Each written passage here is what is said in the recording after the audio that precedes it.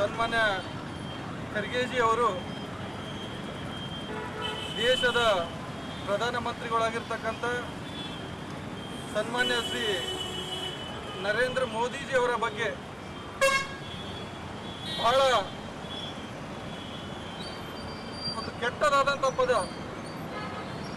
ಏನು ಸಾಂವಿಧಾನಿಕ ಹುದ್ದೆಯಲ್ಲಿರ್ತಕ್ಕಂಥ ಪ್ರಧಾನಮಂತ್ರಿಯವರನ್ನು ಭಯೋತ್ಪಾದಕರಿಗೆ ಹೋಲಿಸ್ತಕ್ಕಂಥದ್ದು, ನರೇಂದ್ರ ಮೋದಿಜಿಯವರನ್ನು ಭಯೋತ್ಪಾದಕರಂತ ಹೇಳ್ತಕ್ಕಂಥದ್ದು ಕೇವಲ ಭಾರತೀಯ ಜನತಾ ಪಕ್ಷಕ್ಕೆ ಅಥವಾ ಕೇವಲ ನರೇಂದ್ರ ಮೋದಿಜಿಗೆ ಅವರಿಗೆ ಮಾಡಿರ್ತಕ್ಕಂಥ ಅಗೌರವಲ್ಲ, ಇದು ಇಡೀ ದೇಶಕ್ಕೆ ಮಾಡಿರ್ತಕ್ಕಂಥ ಅಗೌರವ.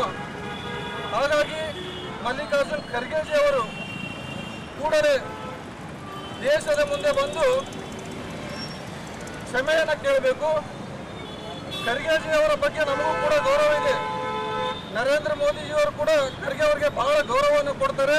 ಆ ಗೌರವವನ್ನು ಉಳಿಸ್ಕೊಂಡು ಹೋಗುವಂತ ಕೆಲಸವನ್ನ ಮಲ್ಲಿಕಾರ್ಜುನ್ ಖರ್ಗೆ ಅವರು ಮಾಡಬೇಕು. ಉತ್ತರ ಕರ್ನಾಟಕ ನ್ಯೂಸ್, ಇದು ಕನ್ನಡದ ಉಸಿರು.